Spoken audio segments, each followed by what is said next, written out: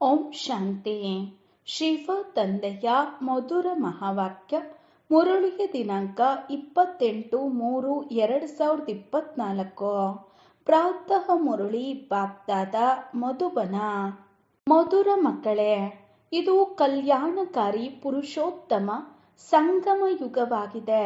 ಇದರಲ್ಲಿ ಹಳೆಯ ಪ್ರಪಂಚವು ಪರಿವರ್ತನೆಯಾಗಿ ಹೊಸದಾಗುತ್ತದೆ. ಈ ಯುಗವನ್ನು ನೀವು ಮರೆಯಬಾರದು.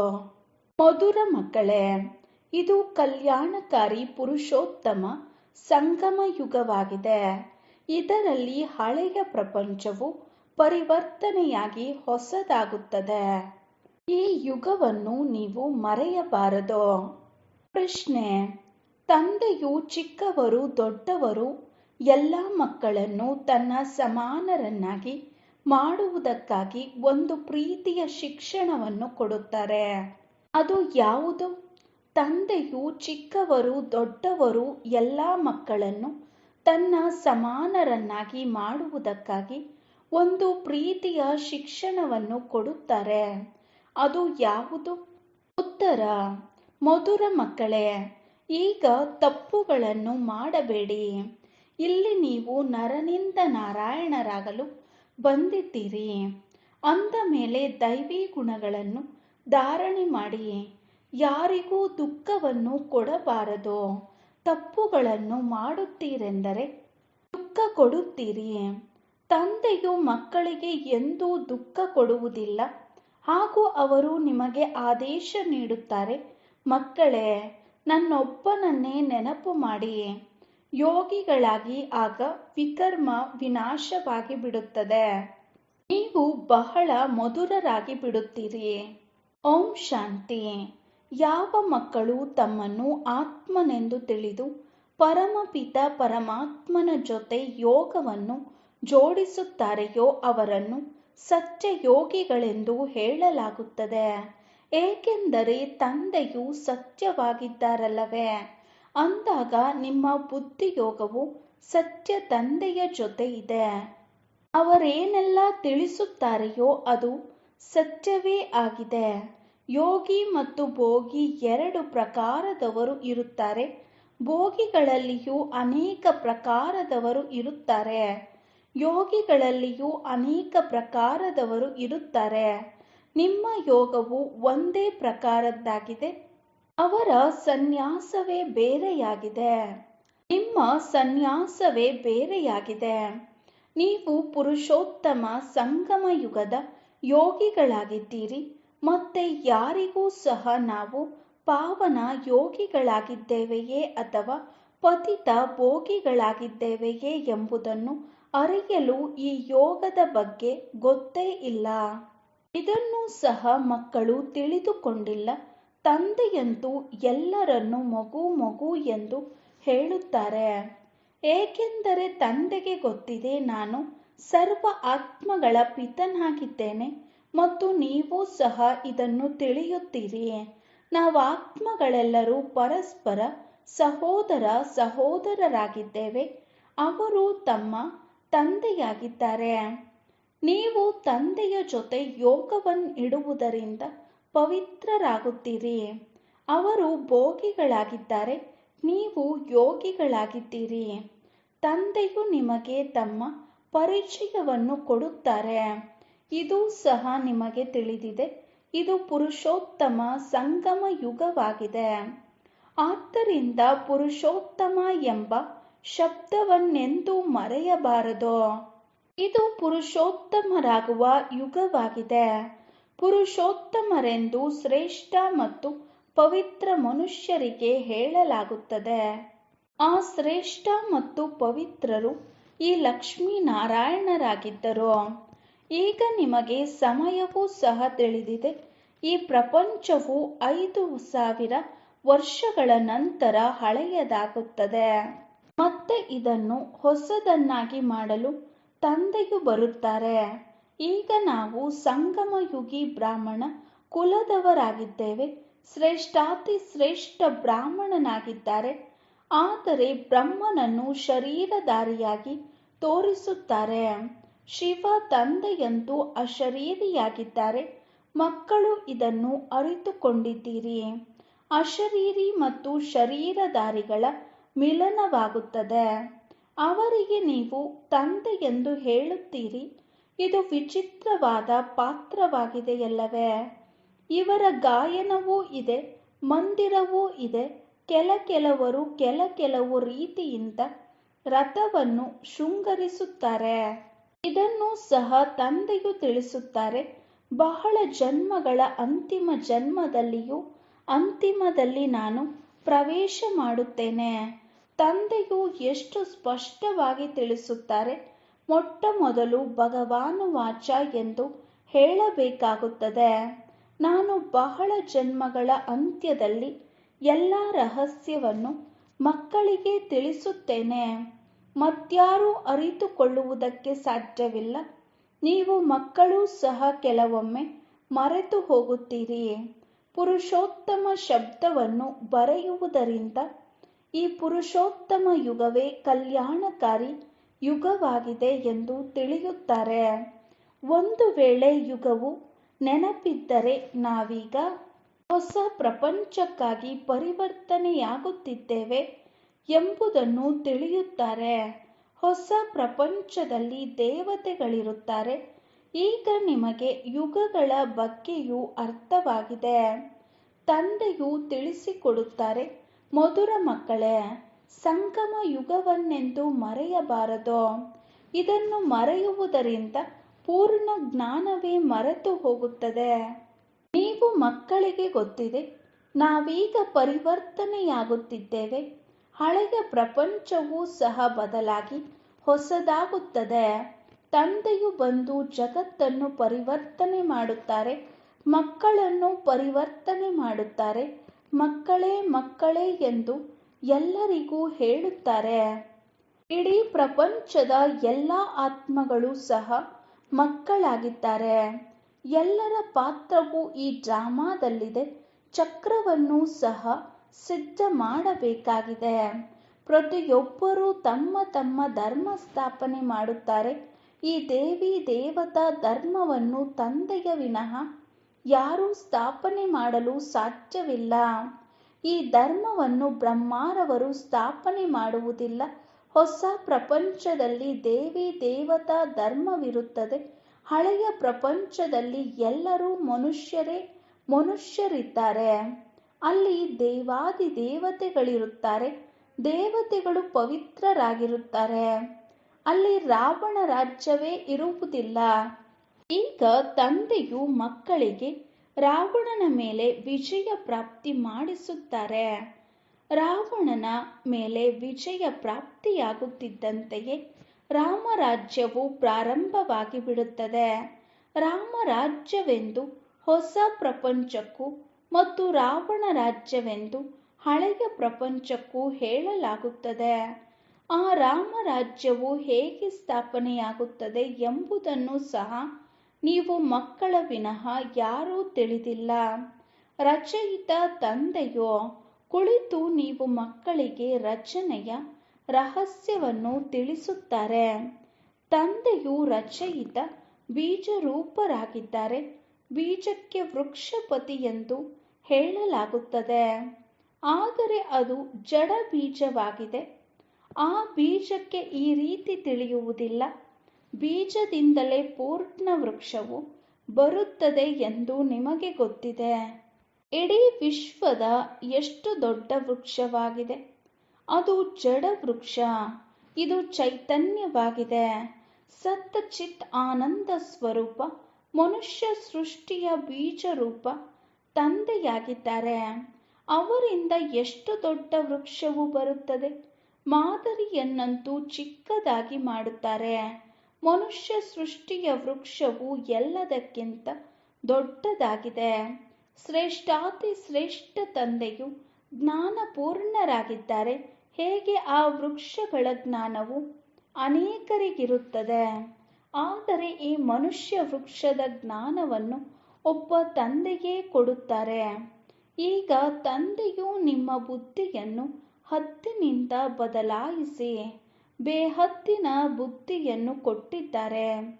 ನೀವು ಈ ಬೇಹದ್ದಿನ ವೃಕ್ಷವನ್ನು ತಿಳಿದುಕೊಂಡಿದ್ದೀರಿ. ಈ ವೃಕ್ಷಕ್ಕೆ ಎಷ್ಟು ದೊಡ್ಡ ಆಕಾಶವು ಸಿಕ್ಕಿದೆ. ತಂದೆಯು ಮಕ್ಕಳನ್ನು ಬೇಹದ್ದಿನಲ್ಲಿ ಕರೆದುಕೊಂಡು ಹೋಗುತ್ತಾರೆ. ಈಗ ಇಡೀ ಪ್ರಪಂಚವೇ ಪತಿತವಾಗಿದೆ.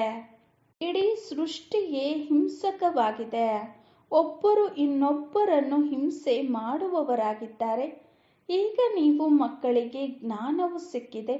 ಸತ್ಯಯುಗದಲ್ಲಿ ಕೇವಲ ಒಂದೇ ಅಹಿಂಸಕ ದೇವತಾ ಧರ್ಮವಿತ್ತು. ಸತ್ಯಯುಗದಲ್ಲಿ ಎಲ್ಲರೂ ಸುಖ, ಶಾಂತಿ, ಪವಿತ್ರತೆಯಲ್ಲಿರುತ್ತಾರೆ. ಎಲ್ಲರ ಮನೋಕಾಮನೆಗಳು 21 ಜನ್ಮಗಳಿಗಾಗಿ ಪೂರ್ಣವಾಗುತ್ತದೆ. ಅಂದಾಗ ಸತ್ಯಯುಗದಲ್ಲಿ ಯಾವುದೇ ಕಾಮನೆಗಳು ಇರುವುದಿಲ್ಲ. ಆಹಾರ, ಧಾನ್ಯ ಮುಂತಾದವೆಲ್ಲವೂ ಯಥೇಚ್ಛವಾಗಿ ಸಿಗುತ್ತದೆ. ಈ ಬಾಂಬೆಯು ಮೊದಲು ಇರಲಿಲ್ಲ. ದೇವತೆಗಳು ಉಪ್ಪಿನ ಭೂಮಿಯ ಮೇಲಿರುವುದಿಲ್ಲ. ಎಲ್ಲಿ ಸಿಹಿ ನೀರಿನ ನದಿಗಳು ಹರಿಯುತ್ತಿದ್ದವೋ ಅಲ್ಲಿ ದೇವತೆಗಳಿದ್ದರೋ. ಕೆಲವರೇ ಮನುಷ್ಯರಿದ್ದರೋ. ಒಬ್ಬರಿಗೂ ಸಹ ಬಹಳ ಜಮೀನಿರುತ್ತದೆ. ಒಬ್ಬೊಬ್ಬರಿಗೂ ಸಹ ಬಹಳ ಜಮೀನಿರುತ್ತದೆ. ಸತ್ಯಯುಗವು ನಿರ್ವಿಕಾರಿ ಪ್ರಪಂಚವಾಗಿರುತ್ತದೆ. ನೀವು ಯೋಗ ಬಲದಿಂದ ವಿಶ್ವದ ರಾಜ್ಯ ಭಾಗ್ಯವನ್ನು ಪಡೆಯುತ್ತೀರಿ. ಅದನ್ನೇ ರಾಮರಾಜ್ಯವೆಂದು ಹೇಳಲಾಗುತ್ತದೆ. ಮೊದಲು ಹೊಸ ವೃಕ್ಷವು ಬಹಳ ಚಿಕ್ಕದಾಗಿರುತ್ತದೆ. ಬುಡದಲ್ಲಿ ಮೊದಲು ಒಂದೇ ಧರ್ಮವಿತ್ತು. ನಂತರ ಅದರಿಂದ 3 ಕೊಂಬೆಗಳು ಹೊರಬರುತ್ತವೆ. ದೇವಿ ದೇವತಾ ಧರ್ಮವು ಒಂದೇ ಬುನಾದಿಯಾಗಿದೆ. ನಂತರ ಕಾಂಡದಿಂದ ಚಿಕ್ಕ ಚಿಕ್ಕ ರೆಂಬೆ ಕೊಂಬೆಗಳು ಹೊರಡುತ್ತವೆ. ಈಗಂತೂ ಇಡೀ ವೃಕ್ಷಕ್ಕೆ ಬುಡವೇ ಇಲ್ಲದಂತಾಗಿದೆ. ಈ ರೀತಿ ಮತ್ಯಾವುದೂ ಇರುವುದಿಲ್ಲ. ಇದರ ಉದಾಹರಣೆಯು ಆಲದ ಮರಕ್ಕೆ ಹೋಲಿಕೆಯಾಗುತ್ತದೆ. ಆಲದ ಮರವು ನಿಂತಿದೆ, ಆದರೆ ಅದಕ್ಕೆ ಬುಡವೇ ಕಾಣಿಸುವುದಿಲ್ಲ, ಒಣಗುವುದೂ ಇಲ್ಲ. ಇಡೀ ವೃಕ್ಷವು ಹಚ್ಚ ಹಸುರಾಗಿ ನಿಂತಿದೆ. ಬಾಕಿ ದೇವಿ ದೇವತಾ ಧರ್ಮದ ಬುನಾದಿಯೇ ಇಲ್ಲ. ಇದೇ ಬುಡವಾಗಿದೆಯಲ್ಲವೇ. ರಾಮರಾಜ್ಯ ಅಥವಾ ದೇವಿ ದೇವತಾ ಧರ್ಮವು ಬುಡದಲ್ಲಿದೆ. ತಂದೆಯು ತಿಳಿಸುತ್ತಾರೆ, ನಾನು 3 ಧರ್ಮಗಳನ್ನು ಸ್ಥಾಪನೆ ಮಾಡುತ್ತೇನೆ. ಇವೆಲ್ಲ ಮಾತುಗಳನ್ನು ನೀವು ಸಂಗಮಯುಗಿ ಬ್ರಾಹ್ಮಣರೇ ತಿಳಿಯುತ್ತೀರಿ. ನೀವು ಬ್ರಾಹ್ಮಣರದ್ದು ಚಿಕ್ಕ ಕುಲವಾಗಿದೆ. ಚಿಕ್ಕ ಚಿಕ್ಕ ಮಠ ಪಂಥಗಳಿರುತ್ತವೆಯಲ್ಲವೇ. ಅರವಿಂದಾಶ್ರಮವಿದೆ. ಅವು ಎಷ್ಟು ಬೇಗ ಬೇಗ ವೃದ್ಧಿಯನ್ನು ಹೊಂದುತ್ತವೆ. ಏಕೆಂದರೆ ಅದರಲ್ಲಿ ವಿಕಾರಕ್ಕೆ ಯಾವುದೇ ನಿಷೇಧವಿಲ್ಲ. ಇಲ್ಲಿ ತಂದೆಯು ತಿಳಿಸುತ್ತಾರೆ, ಕಾಮ ಮಹಾಶತ್ರುವಾಗಿದೆ. ಇದರ ಮೇಲೆ ಜಯ ಗಳಿಸಬೇಕು. ಹೀಗೆ ಮತ್ಯಾರೂ ಹೇಳಲು ಸಾಧ್ಯವಿಲ್ಲ.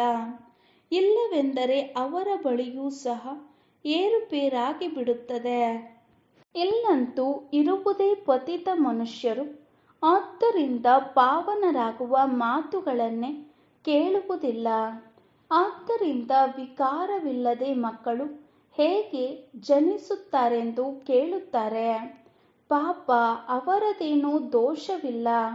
ಗೀತಾ ಪಾಠಿಗಳು ಹೇಳುತ್ತಾರೆ, ಭಗವಾನುವಾಚ, ಕಾಮ ಮಹಾಶತ್ರುವಾಗಿದೆ. ಇದರ ಮೇಲೆ ಜಯ ಗಳಿಸಬೇಕು. ಜಯಿಸುವುದರಿಂದಲೇ ಜಗಜ್ಜೀತರಾಗುತ್ತಾರೆ. ಆದರೆ ಇದನ್ನು ತಿಳಿದುಕೊಂಡಿಲ್ಲ. ಅವರು ಯಾವಾಗ ಈ ಶಬ್ದವನ್ನು ತಿಳಿಸುವರೋ ಆಗ ಅವರಿಗೆ ತಿಳಿಸಬೇಕು. ಇದರ ಬಗ್ಗೆ ತಂದೆಯು ತಿಳಿಸುತ್ತಾರೆ. ಹೇಗೆ ಹನುಮಂತನು ಪಾದರಕ್ಷೆಗಳ ಬಳಿ ಕುಳಿತುಕೊಳ್ಳುತ್ತಿದ್ದನೋ, ತಂದೆಯೂ ಸಹ ಹೇಳುತ್ತಾರೆ, ಹೋಗಿ ದೂರದಲ್ಲಿ ಕುಳಿತು ಕೇಳಿ ಬನ್ನಿ.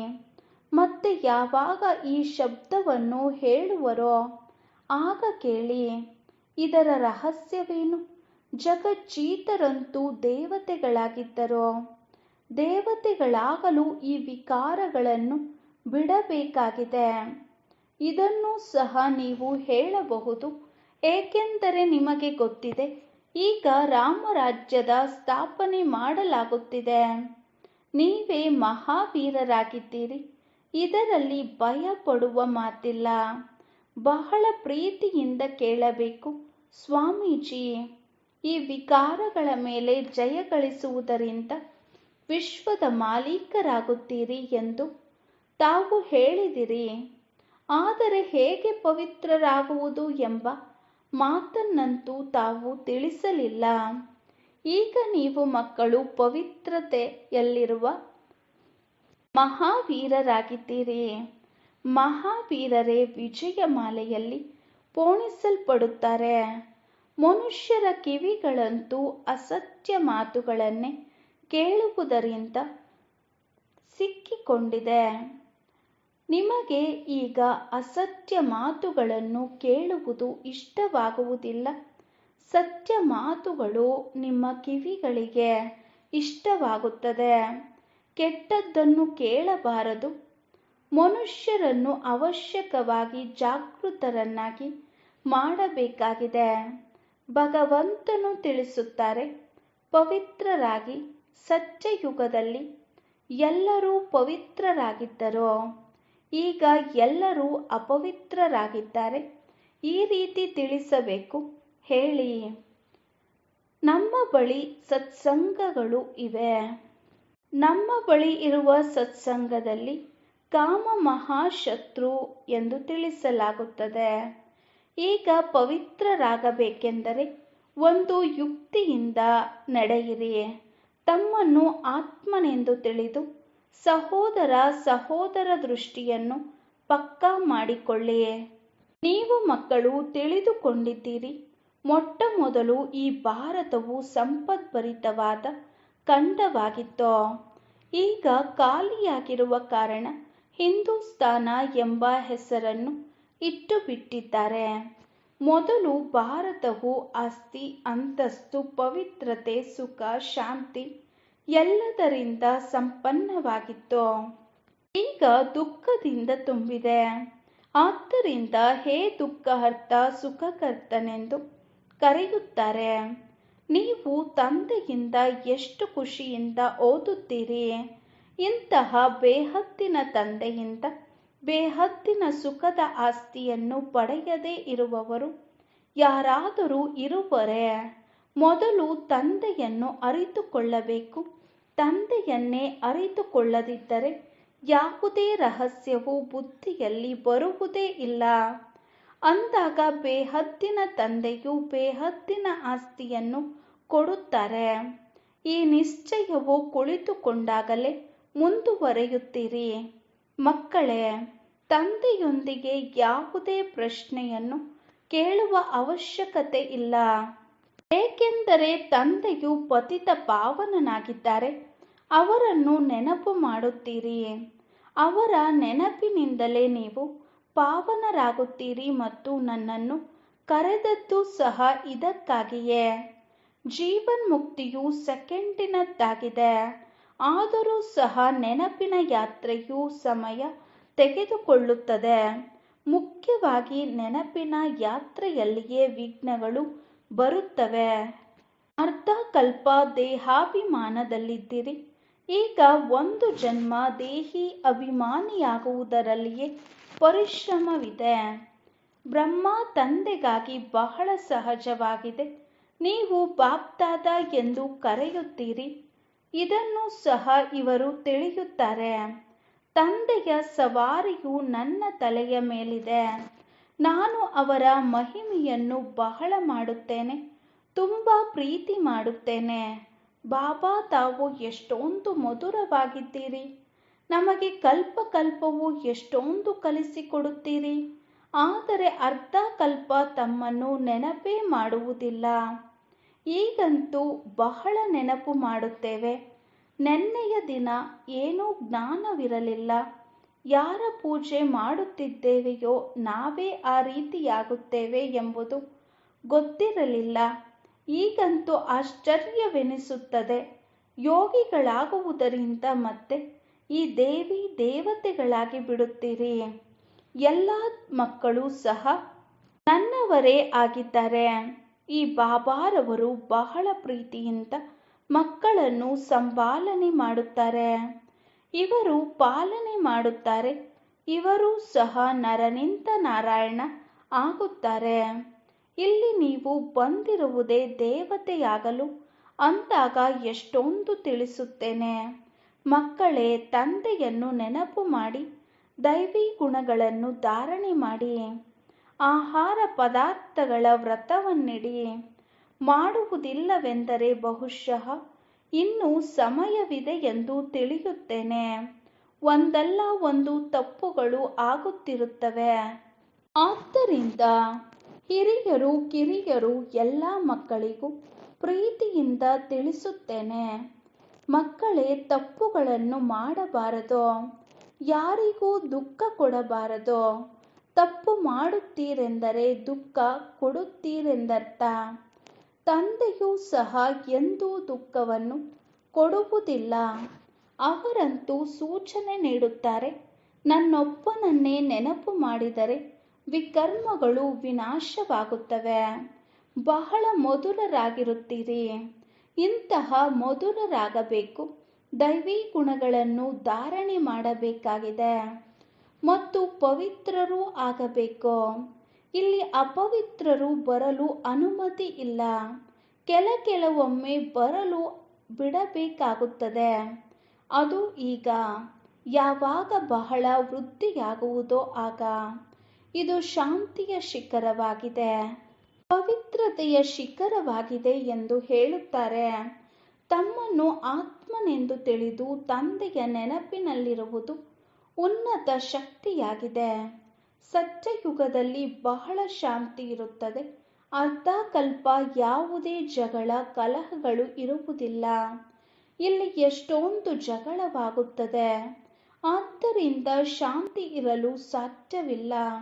ಶಾಂತಿಧಾಮವು ಮೂಲವತನವಾಗಿದೆ. ನಂತರ ಶರೀರ ಧಾರಣೆ ಮಾಡಿ ವಿಶ್ವದಲ್ಲಿ ಪಾತ್ರವನ್ನು ಅಭಿನಯಿಸಲು ಬಂದಾಗ ಅಲ್ಲಿಯೂ ಶಾಂತಿ ಇರುತ್ತದೆ. ಆತ್ಮದ ಸ್ವಧರ್ಮವೇ ಶಾಂತಿಯಾಗಿದೆ. ಅಶಾಂತಿ ಮಾಡಿಸುವವರು ರಾವಣನು. ನೀವು ಶಾಂತಿಯ ಶಿಕ್ಷಣವನ್ನು ಪಡೆಯುತ್ತೀರಿ. ಯಾರಾದರೂ ಕ್ರೋಧದಲ್ಲಿದ್ದರೆ ಎಲ್ಲರನ್ನೂ ಅಶಾಂತಿ ಮಾಡಿಬಿಡುತ್ತಾರೆ. ಈ ಯೋಗ ಬಲದಿಂದ ನಿಮ್ಮ ಎಲ್ಲ ಕೊಳಕು ಬಿಟ್ಟು ಹೋಗುತ್ತದೆ. ಜ್ಞಾನದಿಂದ ಹೋಗುವುದಿಲ್ಲ. ನೆನಪಿನಿಂದಲೇ ಕೊಳಕೆಲ್ಲವೂ ಭಸ್ಮವಾಗುತ್ತದೆ. ತುಕ್ಕು ಬಿಟ್ಟು ಹೋಗುತ್ತದೆ. ತಂದೆಯು ತಿಳಿಸುತ್ತಾರೆ, ನೆನ್ನೆ ನಿಮಗೆ ಶಿಕ್ಷಣ ಕೊಟ್ಟಿದ್ದೇನೆ, ನೀವು ಮರೆತು ಹೋದಿರಾ. 5000 ವರ್ಷಗಳ ಮಾತಾಗಿದೆ. ಆದರೆ ಅವರು ಲಕ್ಷಾಂತರ ವರ್ಷಗಳೆಂದು ಹೇಳಿಬಿಡುತ್ತಾರೆ. ಈಗ ನಿಮಗೆ ಸತ್ಯ ಮತ್ತು ಅಸತ್ಯದ ಅಂತರವು ತಿಳಿದಿದೆ. ತಂದೆಯು ಬಂದು ನಿಮಗೆ ತಿಳಿಸುತ್ತಾರೆ, ಸತ್ಯವೇನು ಮತ್ತು ಅಸತ್ಯವೇನು, ಜ್ಞಾನವೇನು ಮತ್ತು ಭಕ್ತಿಯೇನು, ಭ್ರಷ್ಟಾಚಾರ ಮತ್ತು ಶ್ರೇಷ್ಠಾಚಾರವೆಂದು ಯಾವುದಕ್ಕೆ ಹೇಳಲಾಗುತ್ತದೆ. ಭ್ರಷ್ಟಾಚಾರಿಗಳು ವಿಕಾರದಿಂದ ಜನ್ಮ ಪಡೆಯುತ್ತಾರೆ. ಅಲ್ಲಿ ವಿಕಾರವೇ ಇರುವುದಿಲ್ಲ. ನೀವು ಸ್ವತಃ ಹೇಳುತ್ತೀರಾ, ದೇವತೆಗಳು ಸಂಪೂರ್ಣ ನಿರ್ವಿಕಾರಿಗಳು, ರಾವಣ ರಾಜ್ಯವೇ ಇರುವುದಿಲ್ಲ. ಇದಂತೂ ಸಹಜ ಮತ್ತು ತಿಳಿದುಕೊಳ್ಳುವ ಮಾತುಗಳಾಗಿವೆ. ಆದ್ದರಿಂದ ಏನು ಮಾಡಬೇಕಾಗಿದೆ? ಒಂದು ತಂದೆಯನ್ನು ನೆನಪು ಮಾಡಬೇಕು, ಇನ್ನೊಂದು ಪವಿತ್ರರಾಗಲೇಬೇಕು. ಒಳ್ಳೆಯದು. ಮಧುರಾತಿ ಮಧುರ ಅಗಲಿ ಹೋಗಿ ಮರಳಿ ಸಿಕ್ಕಿರುವ ಮಕ್ಕಳ ಪ್ರತಿ ಮಾತಾಪಿತಾ ಬಾಪ್ದಾದಾರವರ ನೆನಪು, ಪ್ರೀತಿ ಹಾಗೂ ಸುಪ್ರಭಾತ. ಆತ್ಮಿಕ ಮಕ್ಕಳಿಗೆ ಆತ್ಮಿಕ ತಂದೆಯ ನಮಸ್ತೆ. ನಾವು ಆತ್ಮಿಕ ಮಕ್ಕಳ ಆತ್ಮಿಕ ತಂದೆಗೆ ನಮಸ್ತೆ ನಮಸ್ತೆ ನಮಸ್ತೆ. ಧಾರಣೆಗಾಗಿ ಮುಖ್ಯ ಸಾರ. ಫಸ್ಟ್ ಪಾಯಿಂಟ್, ಪವಿತ್ರರಾಗುವುದರಲ್ಲಿ ಮಹಾವೀರರಾಗಬೇಕು. ನೆನಪಿನ ಯಾತ್ರೆಯಿಂದ ಒಳಗಿರುವ ಕೊಳಕನ್ನು ತೆಗೆಯಬೇಕು. ತಮ್ಮ ಶಾಂತಿ ಸ್ವಧರ್ಮದಲ್ಲಿ ಸ್ಥಿತರಾಗಬೇಕು. ಅಶಾಂತಿಯನ್ನು ಹರಡಬಾರದು. ಸೆಕೆಂಡ್ ಪಾಯಿಂಟ್, ತಂದೆಯು ಸರಿಯಾದ ಮಾತುಗಳನ್ನೇ ಹೇಳುತ್ತಾರೆ, ಅದನ್ನೇ ಕೇಳಬೇಕು. Hear no evil. ತಪ್ಪು ಮಾತುಗಳನ್ನು ಕೇಳಬಾರದು. ಎಲ್ಲರನ್ನೂ ಜಾಗೃತಗೊಳಿಸಬೇಕು. ಪುರುಷೋತ್ತಮ ಯುಗದಲ್ಲಿ ಪುರುಷೋತ್ತಮರಾಗಿ ಎಲ್ಲರನ್ನೂ ಪುರುಷೋತ್ತಮರನ್ನಾಗಿ ಮಾಡಿ. ವರದಾನ: ಆತ್ಮಿಕ ಶಕ್ತಿಯ ಆಧಾರದ ಮೇಲೆ ತನುವಿನ ಶಕ್ತಿಯ ಅನುಭವ ಮಾಡುವಂತಹ ಸದಾ ಸ್ವಸ್ಥರಾಗಿ. ಆತ್ಮಿಕ ಶಕ್ತಿಯ ಆಧಾರದ ಮೇಲೆ ತನುವಿನ ಶಕ್ತಿಯ ಅನುಭವ ಮಾಡುವಂತಹ ಸದಾ ಸ್ವಸ್ಥರಾಗಿ. ವಿವರಣೆ: ಈ ಅಲೌಕಿಕ ಜೀವನದಲ್ಲಿ ಆತ್ಮ ಮತ್ತು ಪ್ರಕೃತಿ ಎರಡರ ಆರೋಗ್ಯವು ಅವಶ್ಯಕ ಇದೆ. ಯಾವಾಗ ಆತ್ಮವು ಸ್ವಸ್ಥವಾಗಿದೆ ಎಂದರೆ ತನುವಿನ ಲೆಕ್ಕಾಚಾರ ಅಥವಾ ತನುವಿನ ರೋಗವು ಶೂಲದಿಂದ ಮುಳ್ಳಷ್ಟಾಗುವ ಕಾರಣ ಸ್ವಸ್ಥಿತಿಯ ಕಾರಣದಿಂದ ಸ್ವಸ್ಥವಾಗಿದ್ದೇನೆ ಎಂದು ಅನುಭವ ಮಾಡುತ್ತಾರೆ. ಅವರ ಮುಖದಲ್ಲಿ ಚೆಹರೆಯಲ್ಲಿ ರೋಗದ ಕಷ್ಟದ ಚಿಹ್ನೆ ಇರುವುದಿಲ್ಲ.